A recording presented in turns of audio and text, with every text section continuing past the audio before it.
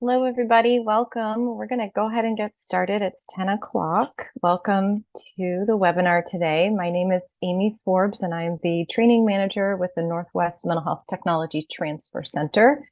And you are at webinar Service Animals, Behavioral Health and Housing, presented by Casey Burton.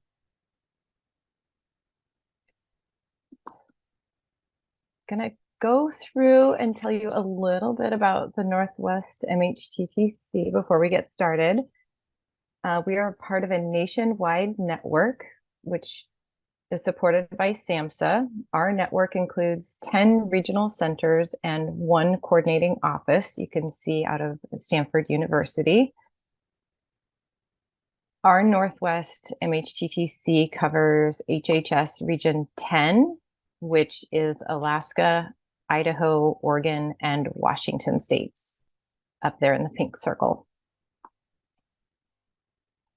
Our goal at the Northwest MHTTC are to support mental health related evidence-based practices, heighten awareness, knowledge, and skills of the behavioral health workforce, and foster alliances and address diversity of training needs. We also share free publicly available training and technical assistance. Our area of focus is evidence-based practices for psychosis, which includes CBTP and then assertive community treatment, or ACT. We also have a bunch of other resources available. You can check out our website to find other live webinars and recorded webinars. We do have virtual learning communities as well as online self-paced courses through Healthy Knowledge. If you haven't already, please sign up for our weekly newsletter. It has a ton of information. And then we also have a resource library online and a podcast called Putting It Together. And just so you know, within a couple weeks after this webinar, everybody will be sent a link with the webinar recording, the presentation slides, as well as your certificate of attendance. And during today's webinar, you'll see 2 boxes on your screen. One is chat, which people are already using, which is great. The other is Q&A. For the chat box, please use it if you have any needs, or if you need any assistance, you have any technical issues, and you need to reach our staff. You can also use it for greetings or just chatting with each other. Please use the Q&A box to type in questions that you will have for our presenter. You can type in those questions at any time, and we will be looking through it and answering as many questions live at the end of the webinar. And we do have to mention you will be receiving an evaluation at the end, or a survey at the end of this presentation. We want you to know that your feedback is very important to us. And we do appreciate everybody filling it out.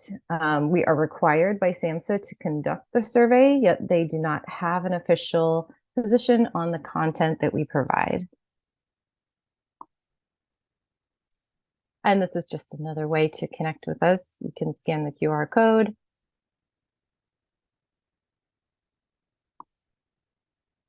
So I wanted to tell you a little bit about a couple upcoming webinars that we have. One in April, which is actually tomorrow, April 25th.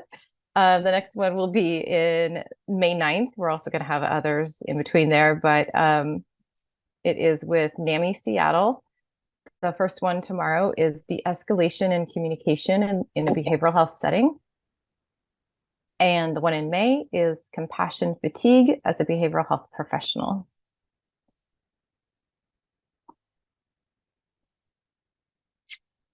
With that, I would like to introduce you all to Casey Burton, our presenter today. Casey is a senior staff attorney at the Tenant Law Center, which provides eviction prevention and tenant advocacy services to King County, which is in Washington State. Casey has spent several years practicing landlord-tenant law as both a right to counsel attorney for tenants facing eviction and providing eviction prevention assistance, which has allowed her to pursue her passion for housing justice. So welcome, Casey. Thank you so much for being here. Thank you for having me. And I will stop sharing and let you put your slides up. Excellent. Thank you. All right. All right. So, as many of you likely guessed from the title of the presentation, this is going to be about service animals and behavioral health and housing. So we're going to be talking a little bit, well, jump right in. So what we're going to cover is, first we're going to talk about what exactly a service animal is. We're also going to go into what's an emotional support animal, because a lot of folks have those and they're not quite sure what the distinction is. And we'll talk about what the differences are and exactly how they're different. And then we'll go through some common problems that folks come across with service animals. All right, so I just want to actually qualifier. I am an attorney licensed in the state of Washington. I can only answer questions about Washington state law. I did include resources at the end of the presentation for the other states in this particular region. But if you have questions about laws outside of Washington, unfortunately, I won't be able to answer those because I'm not licensed to practice there. However, I am going to provide a lot of general information, including information about federal law that I hope you find helpful. So jumping in, as you can see, Washington law and federal law, they have a slightly different definition. Hey, sorry, Casey. Sorry to interrupt you. A few people are jumping in just to say that your audio sounds a bit muffled. Sounds a little bit to me too. And we were fine before we started, so it might be. You want to check? Oh yeah, that's much better. All right, so it turns out it was my headphones. And hopefully my partner can close their office door while I do my presentation. Jumping back in, Washington law, as you can see, that a service animal is defined by statute. And you'll note that it's actually limited to a dog or miniature horse that's trained, which seems a little odd, but at the end of the day, a miniature horse lives a lot longer than a dog does. So for some folks, that's worth the investment. And as a result, miniature horses ended up covered by Washington law. At the federal level, a service animal means any dog that's trained. So it's much more limited, but the important thing to know is that it's an animal that's been trained. So a service animal is a whole creature in and of itself that is trained to do specific tasks.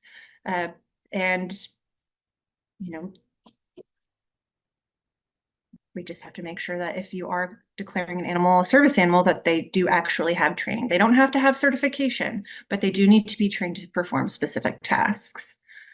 And just to provide some quick tips, it's okay for people to ask, is this a service animal required because of a disability? So let's say you walk into a restaurant or you are doing an apartment tour and you bring your service animal, then the apartment complex or business can ask, is this a service animal? That's acceptable. They can ask, what work or task has this animal been trained to perform? Just so that they can confirm that it is in fact a service animal. Because remember, service animals are specially trained.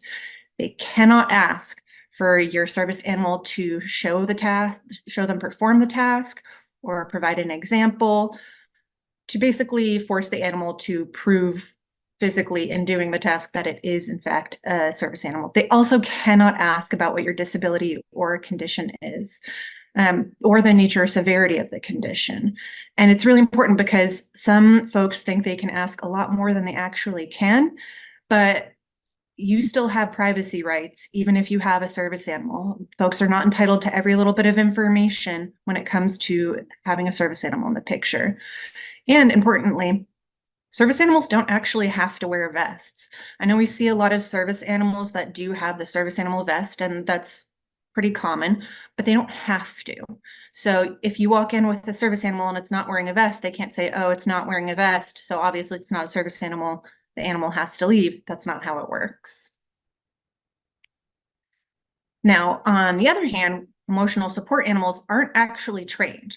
As you can see, the definition is an animal that provides comfort to help relieve a symptom or effect of a person's disability. So, for example, you have anxiety and the animal, pardon, helps keep you calmer or soothes you as you're going through a panic attack, but they aren't actually trained to recognize a panic attack and try to prevent it or anything. They just are there and they can provide that support. They do not count as service animals under federal law. There are some protections under the Fair Housing Act, but they aren't protected under the Americans with Disabilities Act. Now, some localities do have greater protections for service animals. So it's really important that you check your area, connect with a local organization, or do some research in your area to see if maybe your locality has extra protections. So for example, in Seattle, Washington, support animals are in fact protected and they are treated similarly to service animals. Whereas, outside of Seattle, that's a different question. So make sure that you check your state level, your county level, and the city level to see what rights you've got. Now, it's important to note that there is in fact a difference because of the level of protection that's offered to service animals versus emotional support animals. Now, service animal is primarily a dog, but as I noted before, in Washington, it can sometimes be a mini horse. And that animal performs very specific tasks and is trained. It's got a lot more protections under the law. An emotional support animal, on the other hand, it's not necessarily tied to breed or species. It can be a lot of different kinds of animals. And offers comfort and support, but doesn't perform specific tasks. And as a result, it has fewer legal protections. So it's important to remember that there is a distinction, because if you are trying to present a support animal as a service animal, unfortunately, that might not add up for the landlord. And they could potentially say, okay, this is a support animal. You can't have this animal here. They're not protected under X, Y, and Z laws. Again, that's why knowing your local laws can be so important. So I really want folks to know landlords cannot charge a pet deposit or pet rent for a service animal, or if they accept them, an emotional support animal. So if you've got a client who says, well, my landlord's requiring a pet deposit and that I pay pet rent every month for my, for example, seeing eye dog or my seizure detection dog, that is not acceptable. That is not permitted under the law, and they cannot do that. Landlords also cannot restrict the breed of the animal. So if your service animal is a pit bull and the landlord says, oh, sorry, no pit bulls in this building, it doesn't apply. The pet rules simply don't apply to service animals. They can sometimes apply to emotional support animals. And again, that's just going to depend on where you live and what the protections are. Also important to know, tenants are responsible for the behavior of their animal. If the animal is misbehaving, the tenant's responsible for that, especially if it undermines the claim that this is a service animal or an emotional support animal. That could potentially push that animal back into being a pet. So if you want to move into an apartment with a service animal or an emotional support animal, and in this hypothetical, we'll say that emotional support animals are protected in wherever your client's going to move in. First, you want to notify the landlord of a request for reasonable accommodation before you move in. You've done the application, you sign the lease, you're about to get the keys. Make sure the landlord knows I'm requesting a reasonable accommodation for you to allow my service animal. And it's important to do that beforehand, because if you just move in with the service animal and they're not obviously a service animal, if you're visually impaired and you've got a guide dog, that's generally pretty visible. But you want to make sure that you're notifying them so that they aren't charging you pet rent and saying, well, you brought an animal in, it's a pet. You want to let the landlord know beforehand, because that's going to make your life a lot easier in the long run. Now, a reasonable accommodation request doesn't actually have to be in writing, but I always encourage people to put them in writing, because if you put stuff in writing, then you've got a record. And that includes any communication with the landlord about requesting the reasonable accommodation, any communication from the landlord saying, oh, I need this or that to prove that this is a service animal. I need, for example, a verification letter. The communication in and of itself is really important to document, because you might need that later in court. You never know. And I always tell people, document. You do a phone call, send an email afterwards that says, this is my understanding of the conversation. Please correct me if I'm wrong. Even if they don't respond, you've now got something in writing that essentially captures that conversation and can potentially be used as evidence later on. The landlord can't make you fill out a specific reasonable accommodation form. So some landlords say, if you want a reasonable accommodation, you have to fill out this form. You have to give me all of this information. They cannot require that. Some places, for example, a housing authority might say, can you please fill out this form? And it's not bad to fill out the form necessarily, but you'll want to be careful that they aren't asking for information that they can't ask for.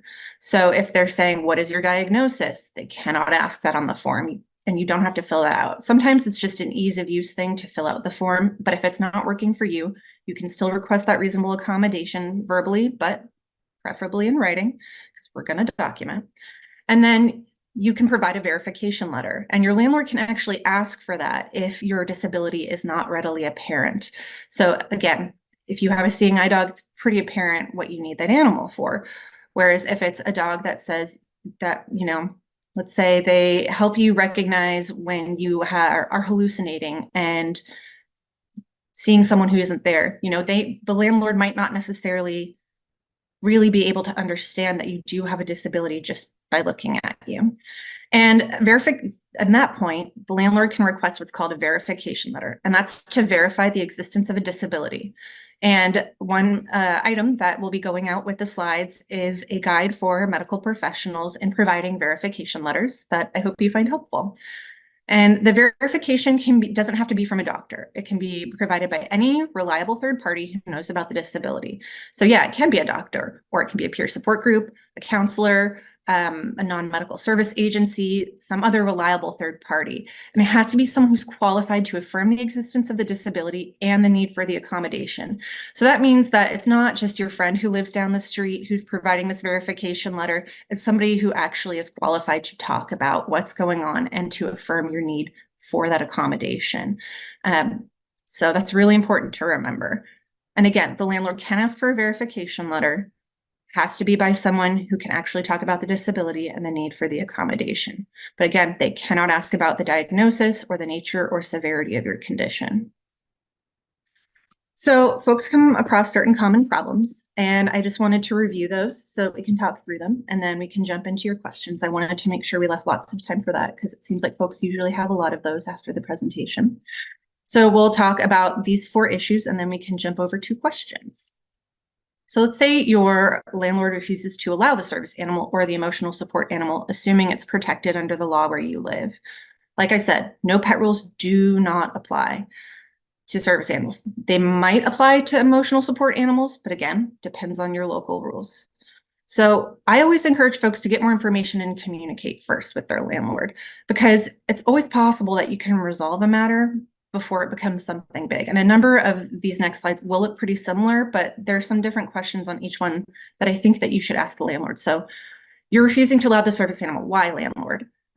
Is there, a concern about, the breed? Okay, well, then we can resolve that. You actually can't limit the breed. And so you're going to share the law with them. And there are resources, like I said, at the end of this presentation that you can lean on. And hopefully that helps resolve the matter. And they know what their obligations are as a landlord. Great, problem solved. Well, the landlord's refusing to back down, even though you've shared the law with them, you've tried to figure out what the underlying issue is and tried to resolve it, to work with them. So the next step would be to file a complaint with somebody who can help you. So for example, if your tenant lives in subsidized housing, they can file a complaint with HUD. I will warn, those complaints can take a while, so you can do that, but I would also recommend looking into local options too. For example, in Seattle, we have the Seattle Office for Civil Rights. In Washington State, we have the Fair Housing Center of Washington, and we tend to refer folks over to those organizations just because they can move a little bit more quickly than a huge federal organization. But it's still really important to make sure that you are documenting those issues with, for example, housing authority or with HUD, because people need to know that that's a problem that's happening. Like I said, in Washington, we've got the Fair Housing Center. And for resources outside of Washington, there are some shared at the end of the presentation, or you can always just go on Google and say, disability rights organization, disability legal aid, and see what's in your area. And unfortunately, sometimes there aren't a ton of options. but hopefully you've got a state option that at least you can call someone and say, hey, I need to file a complaint and I need some help. And if things get really bad, then you might want to consider a lawsuit to enforce the tenant's rights. Now, obviously, that can be tough. Lawsuits, there are a lot of barriers to bringing a lawsuit. You can bring it yourself, but that's really hard, especially if you're not an attorney. You have to find that attorney. You have to cover a lot of the costs of the case. You have to go through the whole process of a lawsuit, which can take a long time, can take at least a year sometimes. And that means that your tenant, meanwhile, is waiting for resolution of this issue, and they just want to have somewhere to live. So it is an option that's on the table, and I see a lot of folks interested in wanting to sue their landlord versus resolving the issue necessarily or negotiating because of that anger and those feelings, which are totally valid. It's totally valid to be frustrated at a landlord who's saying, no, you can't bring your service animal in here. But that's when you want to try to figure out what sort of outside organizations you can bring in to help you.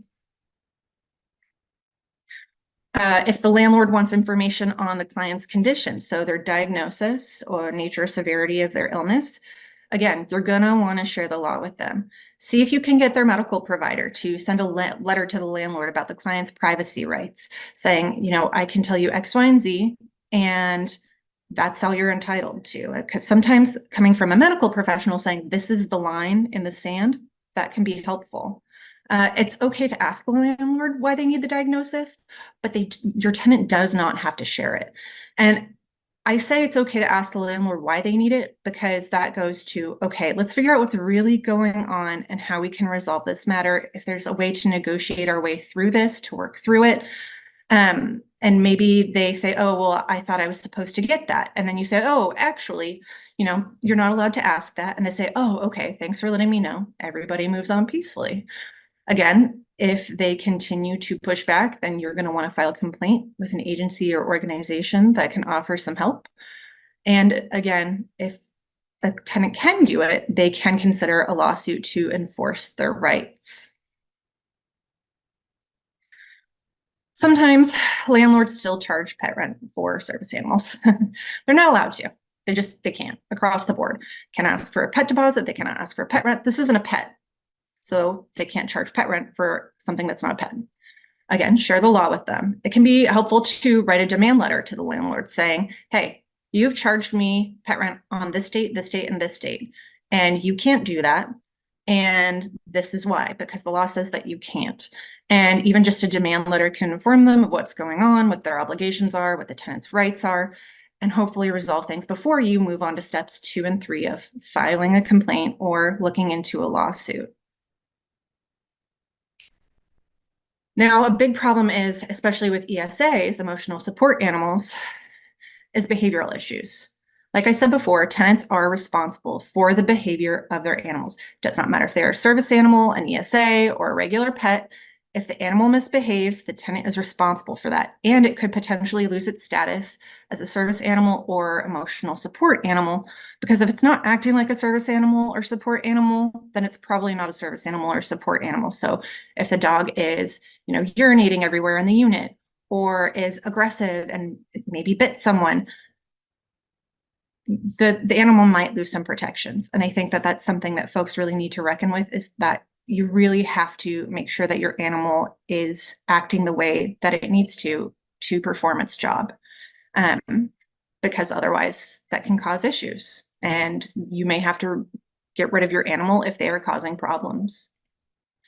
So there is the Department of Justice website, and they provide a really great overview of what is a service animal, how do I get a service animal into my home, answers a lot of questions. There's also the Washington Human Rights Commission and the Fair Housing Center of Washington. They have great resources.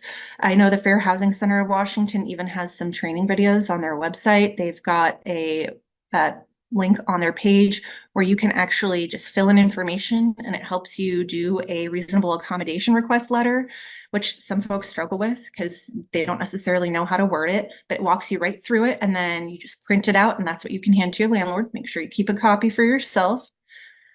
So those are some really helpful resources for Washington.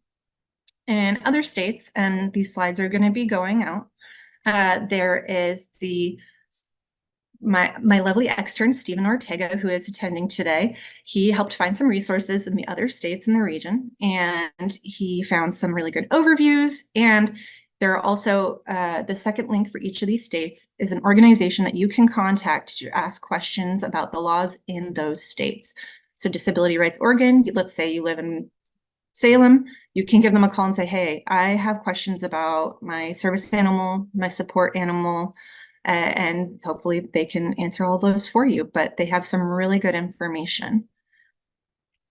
Now, I know that was pretty quick, but it's, to me, as a lawyer, pretty straightforward. But I also wanted to make sure that I left a lot of time for questions because folks always have really good questions at the end. So let's jump on in.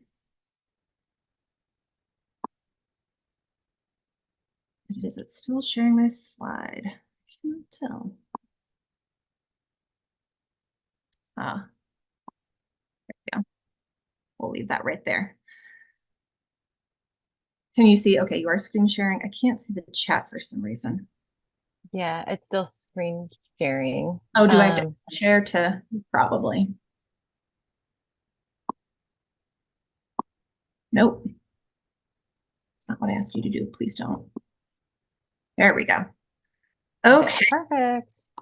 So I see questions in the chat and in the Q&A. So what I'm going to do is I'm going to go to the Q&A first. So are there parameters around what tasks count that make an animal a service animal? In other words, are there some tasks excluded from the definition?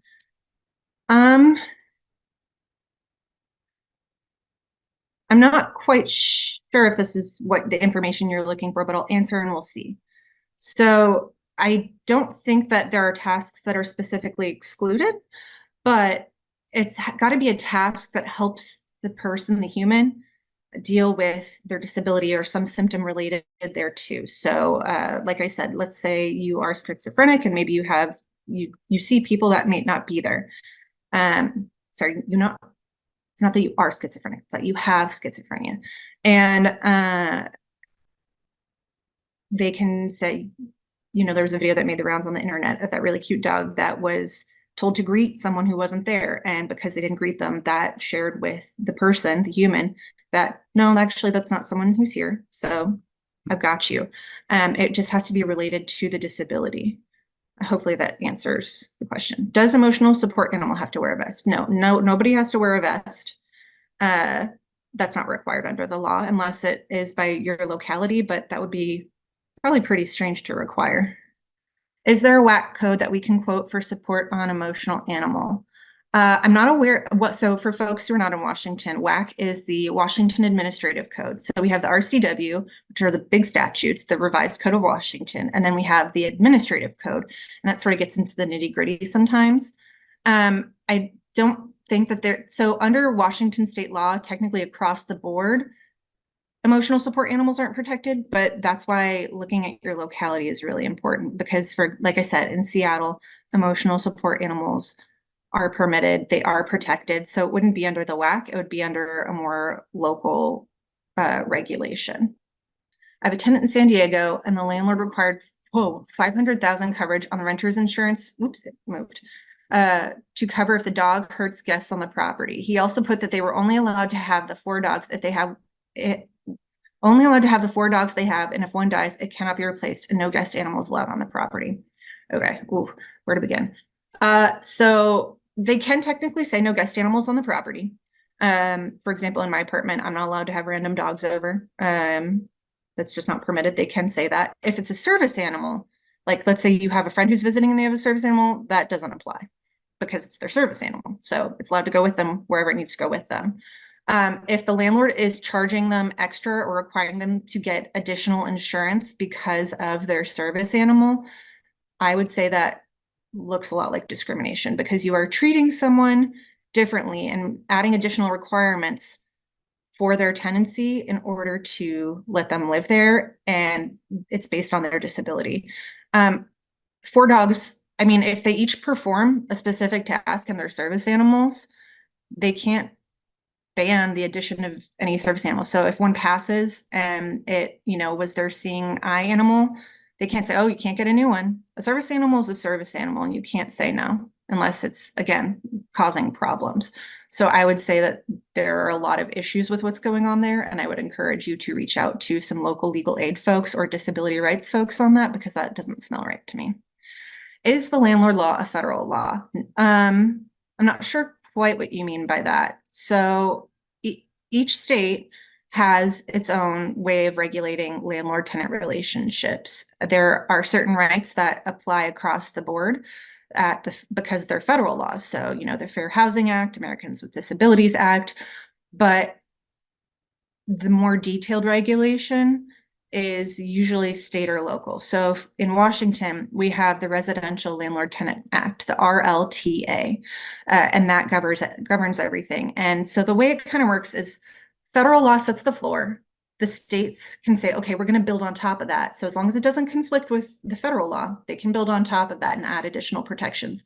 And on top of that, the localities, the counties, the towns, the cities, they can build on top of that as long as they don't conflict with any of the levels below them. So it's a matter of like building up protections and starting with like the federal law is the floor, state law is another level, local law is another level up. But they can't, the smaller you are, you can't conflict with anybody who's got more power than you. So Washington can't pass a law that's in direct violation of the Fair Housing Act, for example. And, Seattle couldn't pass a law that's in direct conflict with Washington law or with federal law. Breed restriction, I thought started from being able for the property gets insurance. I think, so there are sometimes breed restrictions associated with insurance, but it's a service animal. So you have to let somebody have their service animal. They can't say no. And because it's not a pet, it's a service animal. So they have to let them there. And as far as insurance issues, I think that that's something the landlord would have to iron out themselves, because you can't say you can't have your seeing eye dog here if it's a pit bull. That's just not acceptable. Can they restrict you to only one service animal allowed? I would say that depends, which is a very lawyer answer. We say it depends a lot. It's a joke in law school. So if additional animals perform additional tasks, so let's say, one helps you fetch your meds if you're about to have a seizure, and another one, you get a second animal because that one knows how to dial 911 if you pass out or something, then I would say they can't limit them. But if it's an emotional support animal, they would probably be able to limit it maybe. Again, it depends on your local regulations.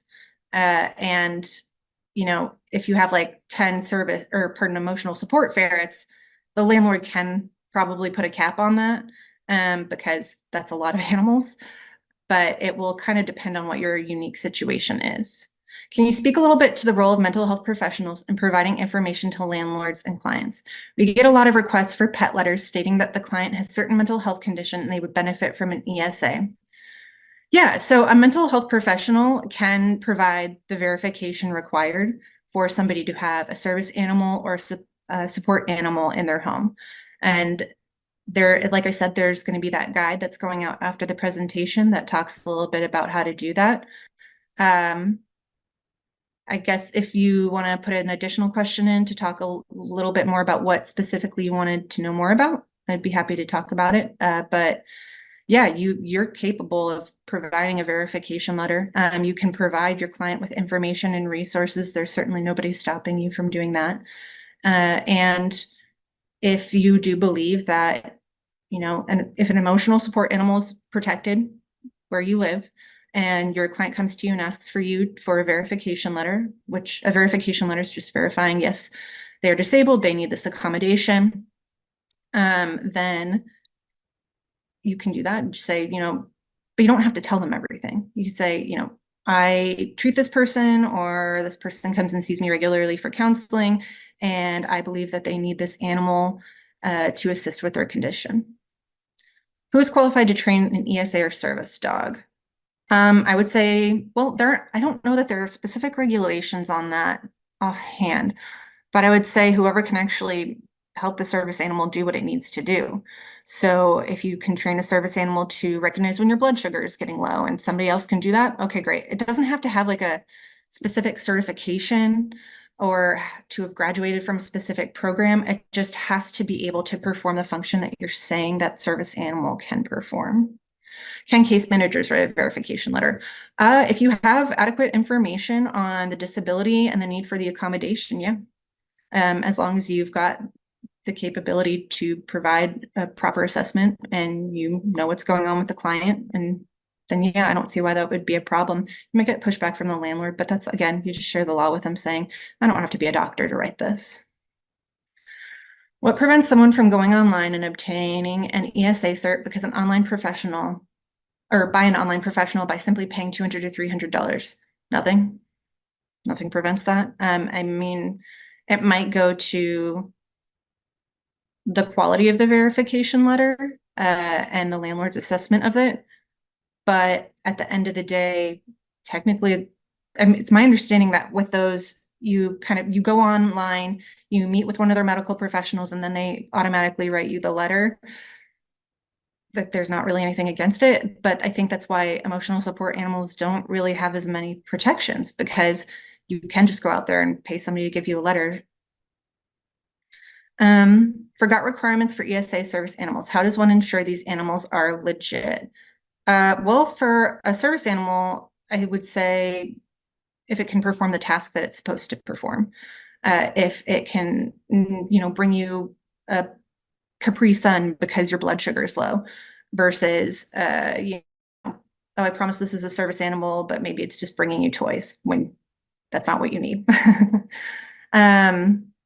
And as for emotional support animal, I would say understanding the client and understanding their needs and whether or not this animal really is necessary to make sure that they are supported, and that offers them proper comfort if they're experiencing symptoms. But that's, again, because it's looser, that's why it has fewer protections.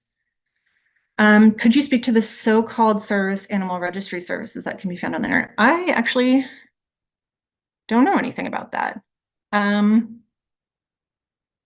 don't. Well, I guess I can Google real fast if you all bear with me. Registry. Because your animal doesn't have to have a registry, or pardon, be on a registry.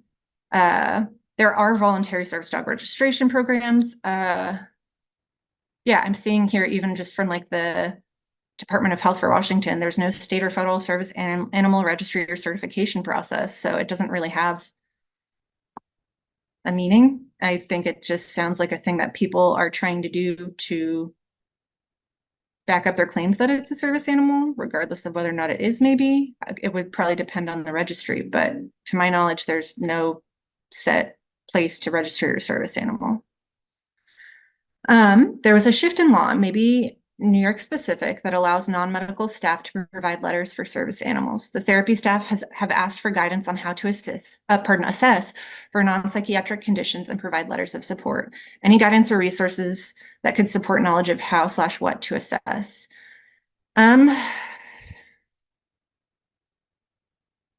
I would say that seems more like a New York law question. And I've never practiced in New York. I know a couple of people who have, but that does not give me the right to provide New York legal advice. So I would say reach out to a local disability rights organization or legal aid organization and see what information they have, because I wouldn't want to give you bad guidance. I want you to get the best information possible.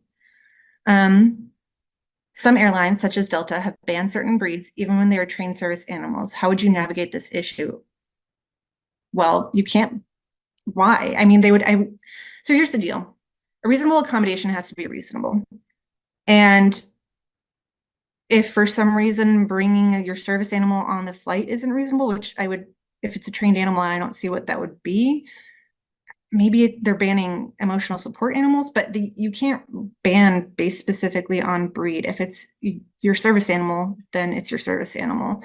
And to deal with that, I would say, bring your verification letter to the airport. If you need to, call ahead of time to make sure that your animal is going to be okay, and to provide any documentation you might need to beforehand.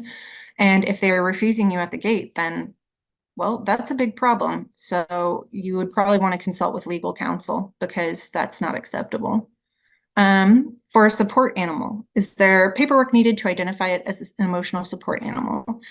I'm guessing you mean, is it like certified or something? I would say the paperwork needed would be the verification letter that your client has a disability or a condition that they need this animal around to help them with. But there's no specific kind of documentation at this time. What training is required? Well, whatever training it needs in order to perform its duties. I would say, you know, people probably aren't going to be taking an animal to help recognize when they have low blood sugar or they're about to have a seizure if it's not properly trained to do that, because that could be really dangerous for the person relying on that animal.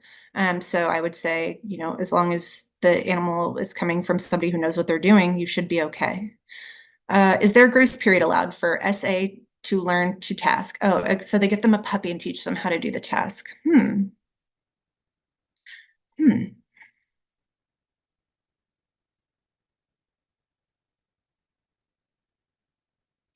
I would say they probably qualify as a service animal once they can complete the task, but during the process of training, they probably don't.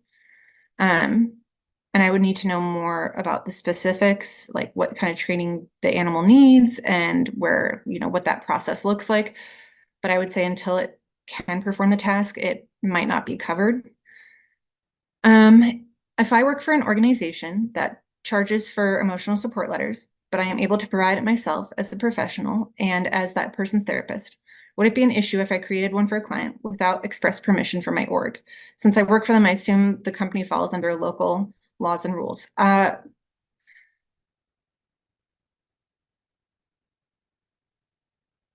would talk to your organization about that. That seems like a pretty specific question, because if there is an established policy for ensuring that people who do need verification letters can get those, that might be something you have to follow.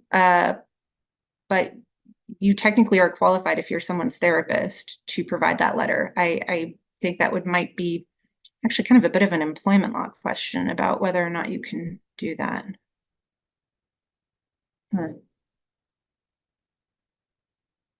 Yeah, that's a weird situation.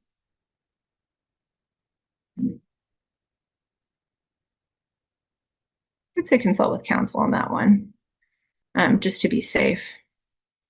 So overall, a certificate for service is not So a certificate for a service animal is not required, just as long as it is able to perform the task needed to assist the individual, such as you've mentioned about having low blood sugar. Correct. There's no certificate requirement associated with a service animal.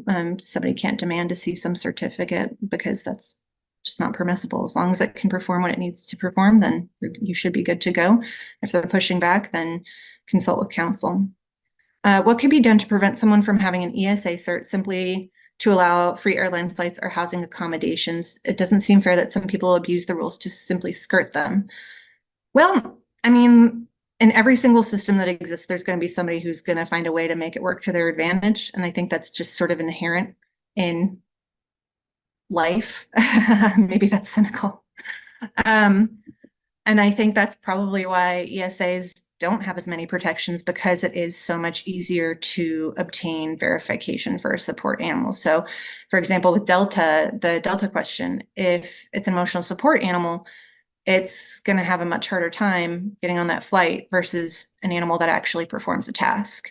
And so that's probably, yeah, you can't necessarily, even though it's an ESA, that doesn't guarantee that that animal is getting on that flight.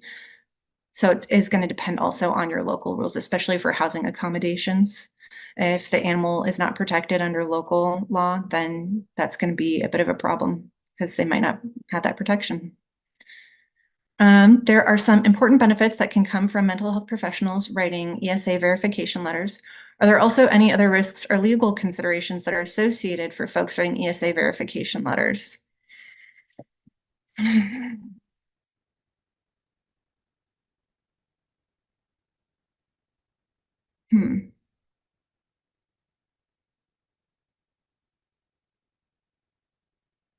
Not that I can think of off the top of my head, but I would probably want to research that one a little bit before I gave you a clear answer.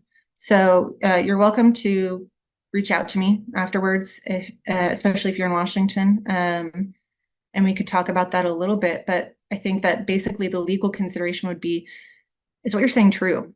Because if you're lying, that's obviously not great and might put you in trouble.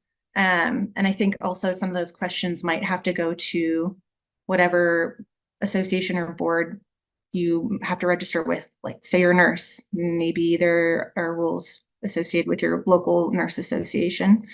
Yeah, but that's what I can think of off the top of my head.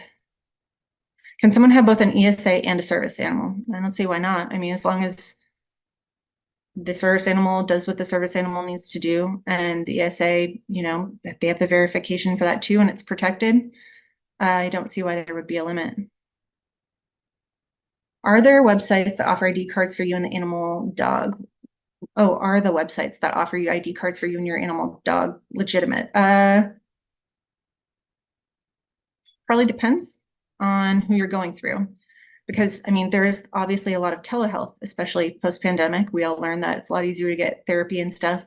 If you're doing video chat and stuff like that, you don't necessarily have to schlep over to your doctor's office or your counselor's office. And I think that as far as legitimacy, it depends on what the law is. Is the animal protected as an ESA? Okay, great. Did you provide what you needed to provide to verify your disability and your need for the animal? Technically, that meets the legal requirements, if that's what you mean by legitimate. But I hear you. That's why the ESA stuff can be a little bit hit or miss and a little bit sketchy with some of those sites offering to give you whatever you want for a few $100. Does the same service/emotional support animal law apply to a commercial resident, such as renting from a commercial workspace? I would say the emotional support animal depends on your local laws. For the service animal, if you need your service animal and you go, you know, let's say you do an office share or something, you can bring your service animal if it's performing that task for you, if you need it with you to, you know, keep an eye on you or do whatever you need it to do. I mean, obviously it's a little bit tricky if somebody has a dog allergy, but that's a case where you'd probably have to sit down with folks and figure out, okay, how are we going to make this happen? Because obviously we don't want to trigger someone's allergies, but you also have a right to have a service animal with you if they're there to help you with whatever you need help with. I think I know the answer to this question, but can a landlord ask a tenant to demonstrate that the service animal is trained to perform its task? No. You cannot, nobody can ask your service animal to jump through hoops or do whatever they want to prove it. You've said they perform X task or they perform whatever and I need them, so they're my service animal. Here's my verification letter. I work for a nonprofit and we have a ton of volunteers. Recently, one of our volunteers started by bringing her 2 dogs to our events, claiming they are service dogs. Oh boy, they've bitten 2 people non-provoked. When we asked the volunteer not to bring them, they said they would stop volunteering if we did not allow their dogs. Is there a better way to have this handled within the law? I believe they were ESA dogs and not service dogs. I would say 1, request verification for those animals if they are service animals. See if they are ESAs, see what your local law says about ESA protections. And frankly, if they're going to stop volunteering if you don't allow the dogs, it's just from a lawyer perspective, it's probably going to save you some liability issues if they don't keep volunteering and bringing their dogs. So you might have to let them go if it's going to cause liability problems for you. Bites are not good, no bueno. And that honestly, like if they've bitten people, then that raises a lot of red flags for me as far as the veracity of their claims that these are service animals. Service animals shouldn't act that way. Is there a state-specific resource for the laws and regulations for ESA and service animals? So in that resources slide for Oregon, Idaho, and Alaska, there were those links of just overviews of what the ESA and service animal rights are at a state level. And then the second link is those are links to organizations in those states that can help you answer some questions. All right, let's pop over to the chat while I take a little sip of water. All right. Yeah, service dogs don't bite people I see in the chat, and that's, yeah. All righty.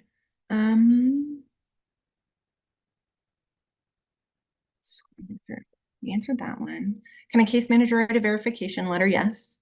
Should we presume if it's not specific to Washington state that it's applicable no matter the state? I would say the federal law is generally, yeah. apply most places with some limitations, and that's a nitty-gritty question of law.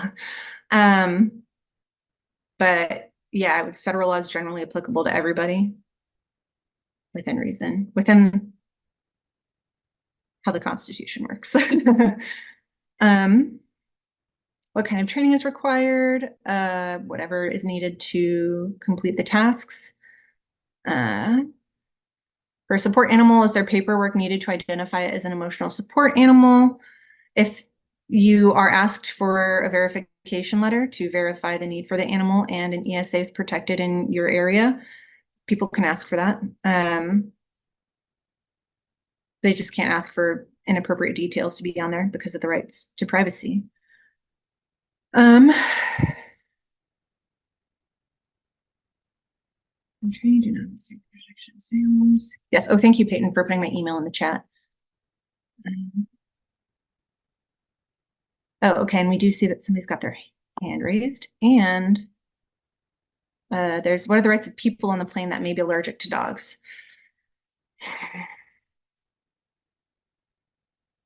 I think that's tricky, and it comes down to the reasonableness of the reasonable accommodation. If there's somebody who's severely allergic to animals, then folks are going to have to figure out who's getting on that plane. One person might have to take a different flight than the other. I think that would be pretty situation specific though. And would probably depend on where you are too. So, okay, that's good. That's good. All right. Again, I know this is pretty speedy, but I wanted to make sure we had time for questions, and hopefully you guys found the breakdown of service animal versus ESA pretty straightforward and clear. And of course, my email's in the chat if you have any further questions, especially about Washington law. Noah's little short. I'm Thanks. going to, the person who wanted to ask a question didn't know how to word it. I'm going to let them talk for a moment, if that's okay, just so they can verbalize. So I'm going to put that through, and hopefully they will see a pop-up. Got it. Thank you. Can you all hear me? Hi. Mhm. Yeah, I had a quick question. I had to run off, so I heard something about allergies, but I don't know if this was asked already. I work with a lot of providers, so in like a homeless setting, a congregate setting, if a client is requesting to bring in a service animal, and the provider insists that they can't for multiple reasons, is it safe for us to kind of push on that end to have the provider make these accommodations? So if there's somebody allergic to it, find a separate space, move things around. Is that a reasonable request from us? I think so. Because what goes into reasonableness is, is it going to cost you $1 million to make this happen? Or is it just a matter of we're going to put people in like a different room? Because that seems a lot easier and more reasonable to me. So again, it comes down to the reasonableness component. So I think that could make sense, depending on what you're asking them to do. Got it. Okay. So I just wanted to confirm that it is okay for us, because what I'm hearing is, again, if they have everything they need to do, the dog is a service animal, they're tasking, and we're cleared on that end. It's okay for us to request the provider, hey, you can't really push back on this, right? You can push back. It's supposed to be technically under the law, it's supposed to be an interactive conversation. So you can't request the accommodation and they say, nope, that's it, we're done here. It's got to be, okay, that doesn't work for X or Y reasons. But what if we try this? Or what if we try that? So there can be alternatives, and you can have a conversation about what sort of options there are, but just outright saying no is not fulfilling their obligations under the law. Got it. Thank you so much. Of course. What other questions can I answer for folks? Hey, Casey. I was wondering really quick, as people were having questions, so many great questions. What would you suggest, given outpatient or inpatient, probably outpatient setting, you have a client, maybe at times they are unhoused. What would you suggest that person should carry on them if they have an emotional support or service animal, and or maybe, have the agency keep in their files for safekeeping for that person if they are going through housing issues? Yeah, that's a wonderful question. So I would say if possible, and obviously, you know, keeping stuff on your person when you're in house is really hard. Just given the inherent instability and, you know, time demands and space demands associated with being unhoused. If they can, keep a verification letter on them, as well as, you know, their doctor or whoever wrote the letter, their contact information. So that, you know, maybe sometimes the landlord will say, okay, well, I just need to call and confirm that, you know, this letter is real, and like, yes, they wrote it. And if they can maybe scan it and save it to maybe, I don't know, Google Photos or Google Drive or something.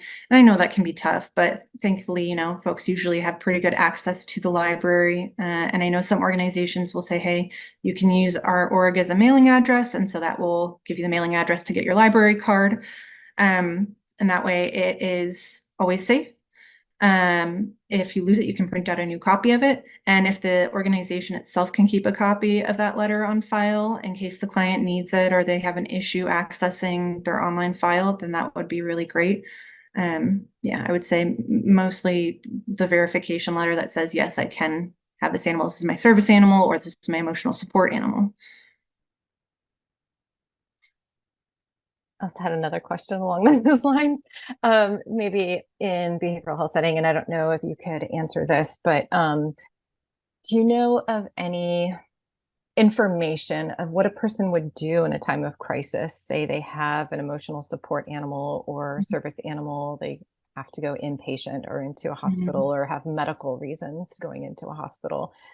Maybe don't have any family or support for that animal. Is there anything or any protection do you know of? If it's a service animal and they're going to inpatient, they can probably bring that animal with them if they need that animal to continue to perform its tasks for their own well-being and safety and health. Emotional support animals, a little bit shakier, like we've talked about. I do know, and I actually had a client who came across this. She needed to put her, it wasn't a service animal, but just like her animal in somewhere while she was doing other stuff. And I would say call around shelters. I know some shelters will sometimes hold animals for folks who need treatment or are hospitalized.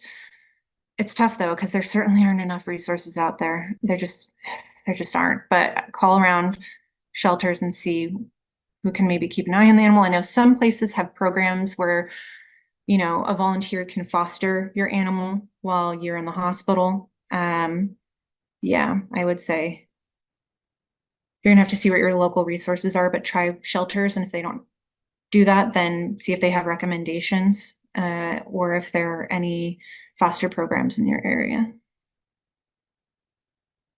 Those are really good questions. Yeah, thank you. Thank you so much. From what is homeless?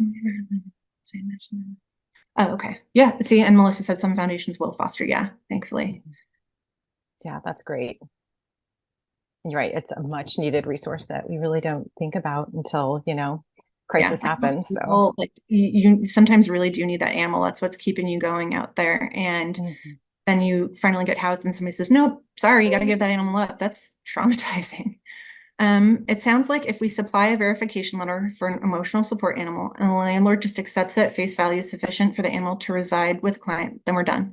Some landlords seem to operate this way. Yeah, as long as you provide the letter, then you should be good to go. Maybe they have follow-up questions. Whether how much information you provide is going to depend on what they're asking, because obviously, you know, there's only so much information to which they are entitled. Happy to answer anything else. Good questions. Thank you, everybody. Can they still require rent for ES? I'm assuming you mean emotional support animal. I would say check your local rules. So for, like I said before, I live in Seattle, that's why I keep referencing it. Seattle, emotional support animals are protected just the same as service animals. And so you can't charge rent, but if an emotional support animal is not protected in your area, they might have to pay pet rent because it's not a service animal, and that sucks. But until there's more consistent regulation around it, it's real patchy out there. Yeah, happy to answer, Susan. There's one more in the Q&A too. It says, where could we find local rules or laws for service/ESAs? You can start by reaching out to disability organizations in your area, disability advocates, and see what they suggest as far as whether they have resources or, hey, maybe you should look here. And sometimes you can find it just by, doing a little bit of research, but I understand that might be tough. I mean, I research all day, every day because I'm a lawyer, so it's a little bit easier for me. So if you do need help, then I would recommend reaching out to resources in your area to see what they've got. If these animals bark to protect their owners, will they be subject to the law? Protect their owners from what? It would be my question. If they're performing their duties, then I would say that's protected. If they're barking all day, that's a problem potentially, because that means that maybe they aren't as trained as they need to be.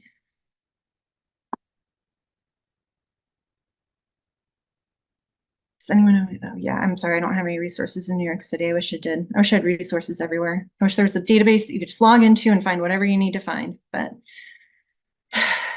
someday a girl can dream. Anything else, folks? And again, here, let me pop my email into the chat one more time. Oops, help if I could type properly.